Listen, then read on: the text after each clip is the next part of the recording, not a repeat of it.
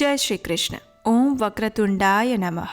આપણા સૌના પ્રિય જે ભગવાન ભોળાનાથ અને માતા પાર્વતીના પુત્ર છે, રિદ્ધિ સિદ્ધિના સ્વામી ગજાનંદ મહારાજ કે જે સર્વવ્યાપી છે, વિઘ્નહર્તા છે, સર્વ કાર્ય સફળ કરનાર છે, તેમજ બળ બુદ્ધિ અને જ્ઞાનના પ્રતીક છે, જેમનું પૂજન કરવાથી સર્વ કાર્ય સફળ થાય છે, જ્ઞાન બુદ્ધિમાં વધારો થાય છે અને જે સર્વ દેવોમાં પ્રથમ પૂજનીય છે, તેવા ભગવાન ગણપતિને પ્રસન્ન કરવા માટે વિનાયક ચતુર્થીનું વ્રત કરવું ખૂબ જ ફળદાયી છે.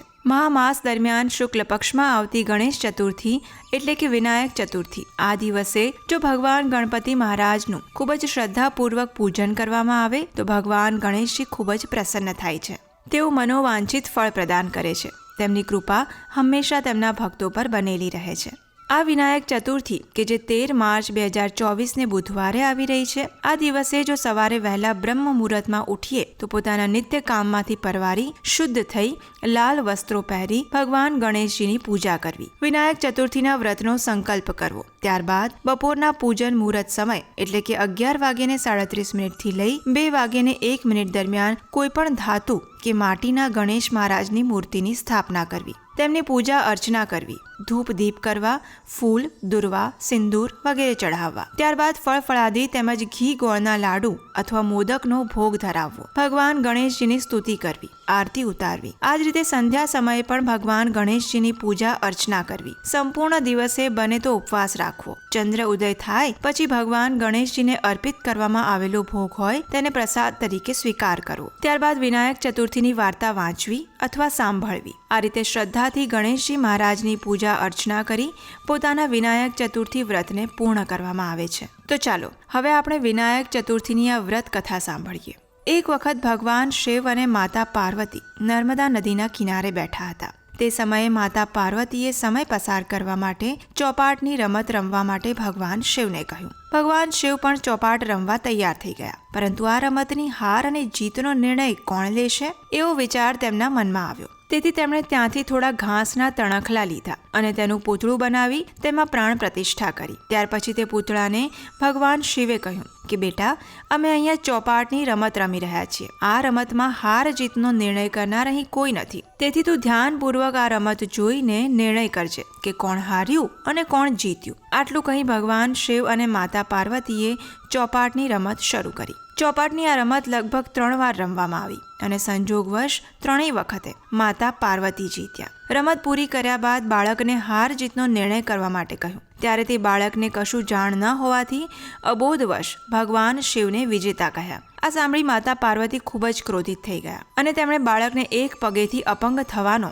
અને કાદવમાં પડ્યા રહેવાનો શ્રાપ આપ્યો. આ સાંભળીને બાળક ખૂબ જ દુઃખી થઈ ગયો અને તેણે માતા પાર્વતીની ક્ષમા યાચના માંગી અને માતા પાર્વતીને કહ્યું કે આ ભૂલ અજ્ઞાનતાવશ થઈ છે, જાણીને કે કોઈ દ્વેષ ભાવથી તેણે આવું નથી કર્યું. આમ બાળક દ્વારા ક્ષમા યાચના કરવાને કારણે માતા પાર્વતીએ કહ્યું કે થોડા સમય પછી અહીંયા નાગ કન્યાઓ ગણેશ પૂજન કરવા આવશે. તેમના કહ્યા અનુસાર તું પણ ગણેશજીની પૂજા અર્ચના કરજે. આમ ગણેશજીની પૂજા કરવાથી તું મને પ્રાપ્ત કરી શકીશ. આટલું કહી માતા પાર્વતી અને ભગવાન મહાદેવ કૈલાશ પર્વત પર જતા રહ્યા. થોડા સમય પછી તે જ સ્થળે નર્મદા નદીના કિનારે નાગ કન્યાઓ ગણેશજીનું પૂજન કરવા આવી. તેમની પાસેથી આ બાળકે ભગવાન ગણેશજીની પૂજા વ્રતવિધિ જાણી. 21 દિવસ સુધી ભગવાન ગણેશજીની શ્રદ્ધાપૂર્વક પૂજા અર્ચના કરી. આમ કરવાથી ભગવાન ગણેશજી તે બાળક પર પ્રસન્ન થયા અને તેને મનોવાંછિત વરદાન માંગવા માટે કહ્યું. ત્યારે તે બાળકે કહ્યું કે હે વિઘ્નહર્તા ગણેશ, હે વિનાયક, મને એટલી શક્તિ આપો કે હું પોતાના પગ પર ચાલીને મારા માતા પિતાને મળવા જઈ શકું. આ સાંભળી ગજાનંદ મહારાજ ખૂબ જ પ્રસન્ન થયા અને તેને વરદાન આપી ત્યાંથી અંતર ધ્યાન થઈ ગયા. ત્યારબાદ તે બાળક પોતાના પગ પર ચાલી કૈલાશ પર્વત પર માતા પાર્વતી અને ભગવાન ભોળાનાથને મળવા પહોંચ્યો. ત્યાં જઈને તેણે ભગવાન ભોળાનાથને કૈલાશ પર્વત પર પહોંચવાની કથા સંભળાવી. ત્યાં ભગવાન ભોળાનાથ એકલા જ કૈલાશ પર્વત પર હતા. માતા પાર્વતી ચોપાટની રમતથી ભગવાન ભોળાનાથથી રૂષ્ટ થયેલા હતા, તેમનાથી દૂર થઈ ગયા હતા. તેથી ભગવાન ભોળાનાથે પણ માતા પાર્વતીને પાછા મેળવવા માટે બાળકે બતાવ્યા અનુસાર 21 દિવસ સુધી ભગવાન ગણેશજીની પૂજા અર્ચના કરી. બાળકના કયા અનુસાર વ્રત કર્યું અને આ વ્રતના પ્રભાવથી માતા પાર્વતીનો ક્રોધ શાંત થઈ ગયો અને ભગવાન શિવ પાસે તે પાછા આવી ગયા. આ વ્રતવિધિ ભગવાન શિવે માતા પાર્વતીને પણ કહી સંભળાવી. આ સાંભળી માતા પાર્વતીને પણ કેટલાય દિવસોથી તેમના પુત્ર કાર્તિકેયને મળવાની ઈચ્છા હતી. તે જાગૃત થઈ. તેથી તેમણે પણ 21 દિવસ સુધી ભગવાન ગણેશજીનું આ વ્રત કર્યું. ભગવાન ગણેશજીને સિંદૂર, ફૂલ, દુર્વા વગેરેથી પૂજન કર્યું. તેમને લાડુ, મોદક વગેરેનો ભોગ અર્પિત કર્યો.